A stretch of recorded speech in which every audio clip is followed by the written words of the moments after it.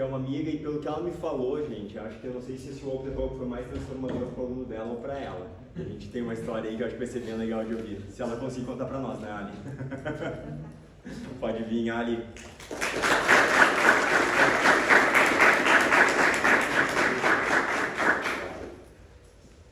Boa tarde, gente.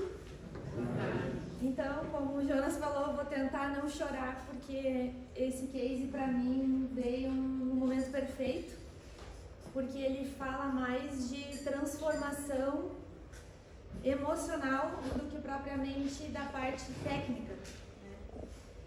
E então a minha menina de 80 anos, né, a Dola, ela não chegou até mim nesse momento. Eu conheço ela a minha vida toda. Ela mora na frente da minha casa, mas eu nunca tinha tido um olhar para ela da forma como essa jornada me trouxe. A Dola, ela tinha dificuldades para caminhar, subir e descer degraus, em função de uma dor intensa no joelho esquerdo, trazia tanta instabilidade que ela caía muitos tombos. E com isso ela foi ficando cada vez mais debilitada, tendo mais necessidade de recursos para se locomover e muito medo de fazer as atividades do dia a dia.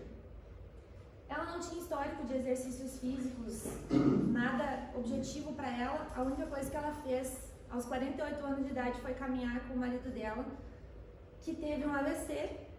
Ela cuidou dele por 20 anos e agora, nesse momento, ela é cuidadora do filho dela, que teve um AVC em dezembro do ano passado. Então, ele tem 57 anos e ela tem 80 e é ela quem cuida dele, sozinha. O nosso objetivo e validação, então, era subir e descer o degrau da cozinha dela, que é uma tarefa que ela faz várias vezes ao dia, sem o apoio de uma vassoura e de preferência sem dor. Na avaliação dela, ela não teve sucesso em nenhum dos MAPs. Apesar de não sentir dor, ela não conseguia realizar nenhuma atividade com equilíbrio. Ela tinha medo, não funcionava, o corpo dela não trabalhava em equipe. Não tinha translação de quadril, ela não conseguia fazer transferência de peso.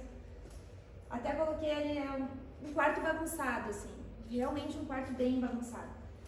E fora a dor, então, para executar a subida e descida do degrau, ela teve que ter a minha ajuda para isso.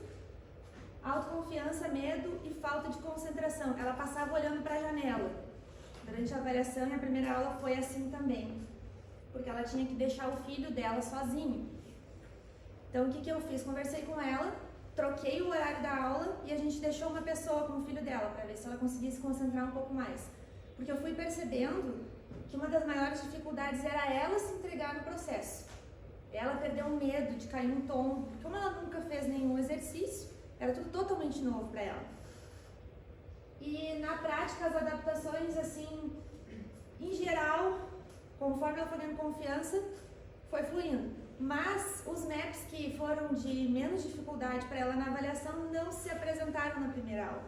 Então, quando eu comecei a passar as atividades, ela não conseguiu realizar os MAPs de sucesso dela. A minha estratégia foi repetir os MAPs puros, todos eles, para ver o que estava funcionando naquele dia com ela.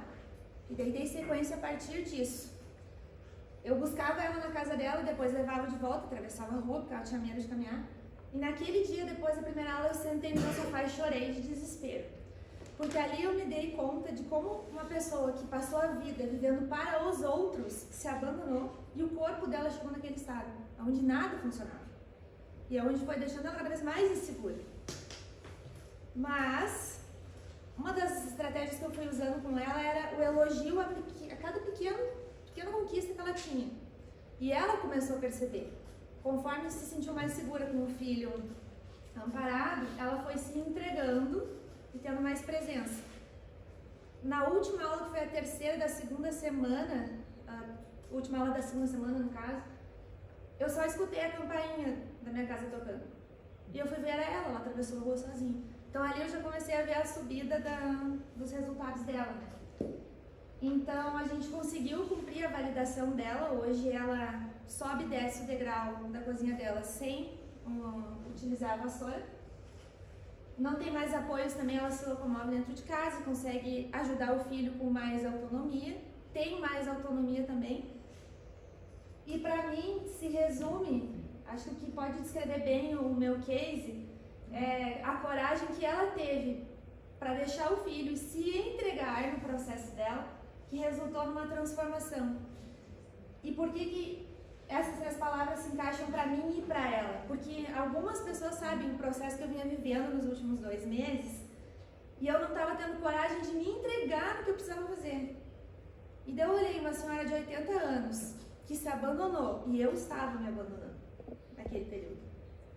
Ela teve coragem, ela se entregou e se transformou. Então ela acabou servindo de inspiração para mim.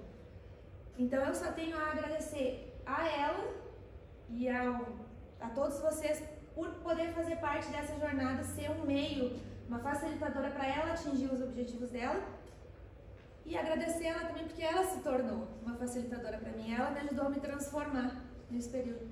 Então, obrigada a ela e obrigada a vocês também.